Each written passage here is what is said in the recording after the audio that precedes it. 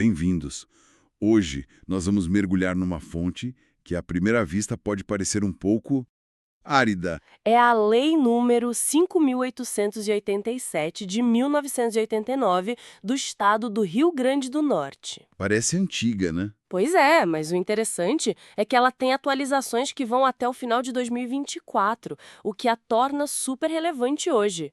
É a lei que, no fundo, rege heranças e doações. Exato. E a nossa missão aqui é desvendar o famoso ITCD, o Imposto sobre Transmissão Causa-Mortes e Doação, e entender o que ele significa de verdade para as famílias potiguares. Exatamente, porque apesar desse nome técnico todo, a gente está falando de um imposto que aparece em momentos muito delicados da vida, né? Sem dúvida. E a complexidade dele pode transformar um período que já é difícil em algo bem mais confuso. Nosso objetivo é justamente traduzir esse juridiquês e achar a lógica por trás das regras. Perfeito. Então, vamos começar pelo princípio. O que precisa acontecer para que esse imposto sequer entre na conversa? Qual é o gatilho, o que a lei chama de fato gerador? O fato gerador é, tipo, o evento que dispara a obrigação de pagar o imposto. E segundo o artigo 1º, são dois eventos bem claros. A transmissão de bens por herança, ou seja, causa-mortes. Morte. Isso. E a transmissão por doação. E tem um detalhe fundamental na herança. A lei considera que a transmissão ocorre no exato segundo do falecimento. Peraí, não é quando o inventário acaba? De jeito nenhum. É instantâneo. Para a lei, no momento em que a pessoa falece, os bens já são dos herdeiros. Nossa, isso é bem contraintuitivo. A família ainda está lidando com o luto e, pro fisco, a propriedade já mudou de mãos. Exato. E no caso da doação? Imagino que a lei veja a doação como algo bem mais amplo do que, sei lá, um presente de aniversário. Muito, muito mais amplo. E aqui tem um ponto que, nossa, muitas vezes passa despercebido.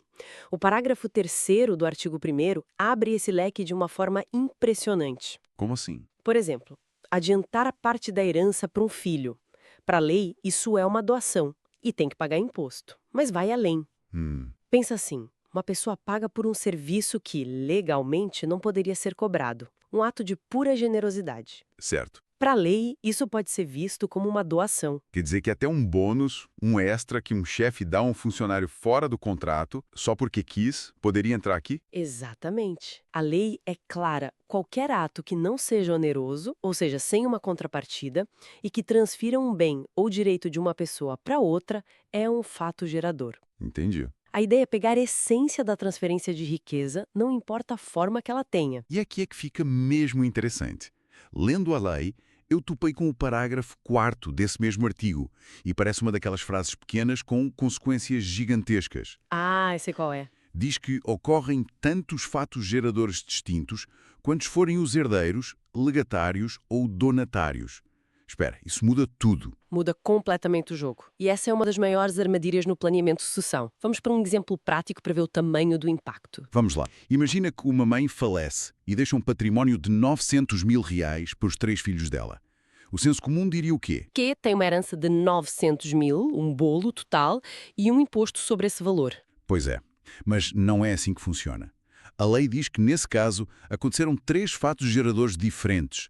Não é um imposto, são 3. Uau! Um para cada filho. Exato.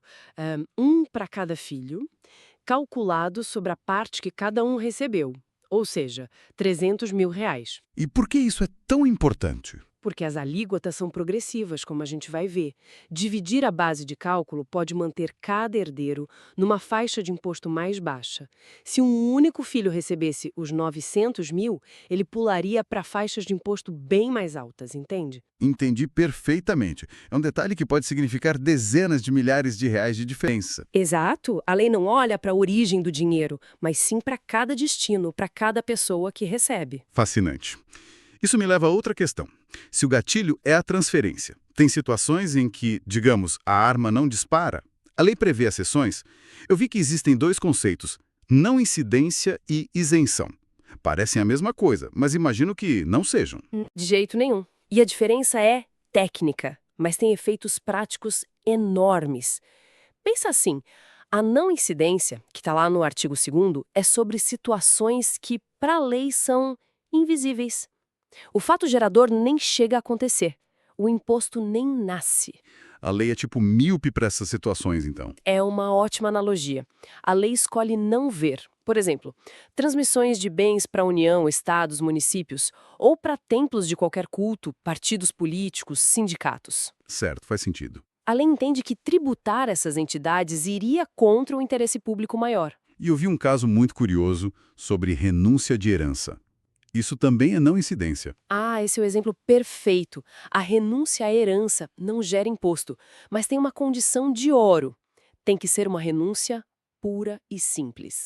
O que seria puro e simples. Significa que o herdeiro simplesmente abre mão da parte dele e essa parte é dividida entre todos os outros herdeiros da mesma classe.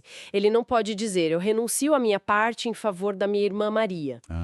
Porque se ele fizer isso... Se ele direcionar a parte dele, a lei lê a situação de outra forma. Ela vê dois movimentos. Primeiro, ele aceitou a herança. Segundo, ele doou a parte dele para a irmã. E aí temos dois fatos geradores e potencialmente dois impostos a pagar. A pureza da renúncia é o que a torna invisível para o fisco. Percebido.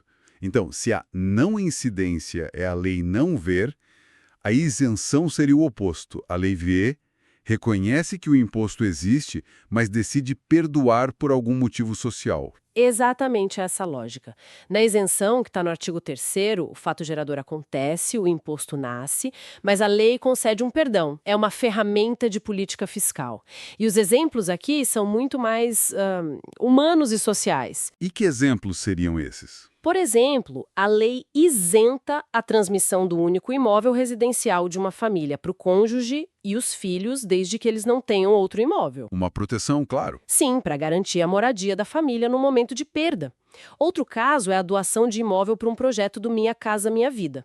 Mas tem uma que me chama a atenção, que é quase uma peça de museu. Conta essa. A lei ainda prevê isenção para doações feitas a ex-combatentes da Segunda Guerra Mundial, para que eles possam comprar a casa própria. É um vestígio histórico dentro da legislação. Que incrível! A lei como um espelho da sociedade, né? Isso me faz pensar no lado prático. Depois de definir tudo isso, como é que se chega na conta final? Onde se paga e, principalmente, sobre que valor? O artigo 4º resolve o onde. É bem intuitivo. Para imóveis, o imposto é devido onde o imóvel está. Lógico. Para bens móveis, dinheiro, ações, carros, a regra geral é o domicílio de quem faleceu ou de quem doou. Mas, claro, o mundo mudou e a lei teve de se adaptar. Se está a falar daquelas novas regras para casos internacionais. Precisamente. Uma atualização de 2024, que vai entrar em vigor em março de 2025, fecha umas lacunas importantes. E se o doador mora em Portugal e quem recebe está no Rio Grande do Norte? E se os dois moram fora, mas o bem está aqui? Situações cada vez mais comuns? Sim. E as novas regras definem claramente onde o imposto é devido para evitar que essas transações fiquem num limite fiscal. Faz todo o sentido. E a base de cálculo? O imposto incide sobre que valor? Eu imagino que o valor de mercado seja um conceito que pode dar briga. Essa é a pergunta de R$1 milhão. O artigo 5º diz que a base de cálculo é o valor venal, que é basicamente o valor de mercado na data da transmissão. E quem define esse valor, num primeiro momento, é o próprio Estado, através de uma avaliação fiscal. E se a família achar que o Estado avaliou a casa de praia por um valor muito acima do real? Fica por isso mesmo? De forma alguma. A lei tem uma proteção importante no artigo 6º. O contribuinte tem o direito de contestar. Se não concordar com a avaliação do fisco, pode pedir formalmente uma segunda avaliação. Ah, bom. Isso é absolutamente vital para garantir que o imposto seja justo, sabe? Certo. Temos o local e a base de cálculo. Agora, a pergunta principal. Quanto se paga? Como funcionam as alíquotas? A evolução das alíquotas no Estado é uma pequena aula de história fiscal. A lei original, de 89, falava em 4%. Depois, em 2007, veio uma simplificação total. Uma alíquota única de 3% para todo mundo. Espera aí. Quer dizer que por quase 10 anos, uma herança de R$50 mil pagava a mesma alíquota proporcional de uma de 5 milhões. Isso parece... injusto. Um pouco. Surpreendentemente simples, talvez até demais. Era exatamente essa a crítica. Um sistema de alíquota única acaba sendo regressivo na prática, porque pesa mais no bolso de quem tem menos. E foi por isso que em 2016 veio a grande mudança. O sistema virou progressivo, por faixas de valor. E como funciona essa progressividade? Vamos simular. Se alguém herdar, digamos, R$ 1.200.000, como seria o cálculo? Ótimo exemplo. Não é só aplicar uma alíquota no valor total. O cálculo é feito por camadas, tipo um bolo. Ok. Funciona assim. Sobre os primeiros R$ 500.000, a alíquota é de 3%. Isso dá R$ 15.000. Certo. Aí, sobre a parcela seguinte, que vai de 500.000 até 1 milhão, ou seja, sobre outros 500.000, a alíquota é de 4%, mais R$ 20.000. Entendi. E, finalmente, sobre a parcela que passa de 1 milhão, que no nosso caso são 200.000, a alíquota sobe para 5%, mais 10.000. Somando tudo, Somando tudo, o imposto total seria de R$ 45.000. A lógica é que quem recebe mais contribui com uma porcentagem maior, mas só sobre as fatias mais altas do que recebeu. isso faz muito mais sentido. Agora, quem é que, no final das contas, tem que pagar essa conta de 45 mil? O artigo 11 é bem direto. O contribuinte é quem recebe o bem. O donatário na doação, o herdeiro ou legatário na herança. A lógica é simples. Quem ganhou o patrimônio é quem paga. Exato. Quem teve o acréscimo patrimonial tem a obrigação de pagar. Rush, e se essa pessoa decidir não pagar? O Estado fica a ver navios. De jeito nenhum. E aqui a gente entra num dos conceitos mais poderosos do direito tributário. A responsabilidade solidária, que está no artigo 12. Responsabilidade solidária. A lei cria uma rede de segurança. Ela diz que, se o contribuinte principal não pagar, outras pessoas e instituições podem ser cobradas no lugar dele. Que outras pessoas? Quem entra nessa rede? Basicamente, todo profissional que participa do processo. O pessoal do cartório, quem faz as escrituras, os escrivães, empresas que registram transferência de ações e, claro, os bancos. Os bancos também. Sim, o parágrafo 1º tem um exemplo de arrepiar.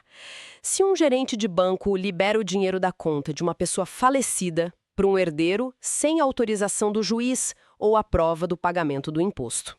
Deixa eu adivinhar. O banco se torna responsável não só pelo imposto, mas também pela multa. Uau! Isso transforma todo mundo em fiscal da lei, na prática. Nenhum banco vai querer arriscar ter que pagar o imposto e a multa do cliente. Exatamente. É um sistema que se autopolicia. A responsabilidade é partilhada para garantir que a obrigação seja cumprida. E por falar em multas, as penalidades do artigo 15 mostram que a lei não está para brincadeira. Qual severa ação? Se alguém tentar fraudar, tipo falsificando uma guia de pagamento, a multa é de 100% do valor do imposto. Ou seja, paga o imposto em dobro. Pesado. Mas para os profissionais dessa rede de responsabilidade, a sanção é ainda mais pesada. Mais do que o dobro? Sim. Para um tabelião que faz uma escritura sem exigir a comprovação do pagamento do ICTD, a multa é de 200% do valor do imposto. 200%. A mensagem é clara.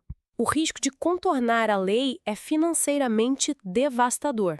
É uma dissuasão muito, muito forte. Ok.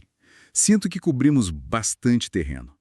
Se fôssemos resumir, o ICTD no Rio Grande do Norte não é sobre a herança total, mas sobre a fatia de cada um. Exato. E que o sistema é progressivo. Quanto maior a fatia, maior a porcentagem sobre as camadas mais altas. Vimos também a diferença crucial entre a lei não ver uma transação, que é a não incidência, E a lei perdoar o imposto, que é a isenção. perfeito. E talvez o mais importante, a responsabilidade não é só de quem recebe.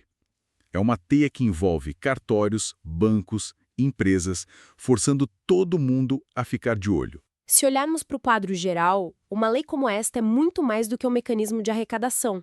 Ela reflete valores sociais, molda como o patrimônio passa de uma geração para outra e cria uma infraestrutura de fiscalização partilhada. É um microcosmo de como o Estado organiza a transferência de riqueza. Exatamente. E enquanto a gente conversava, algo no artigo 10 ficou martelando na minha cabeça e eu queria deixar como um pensamento final.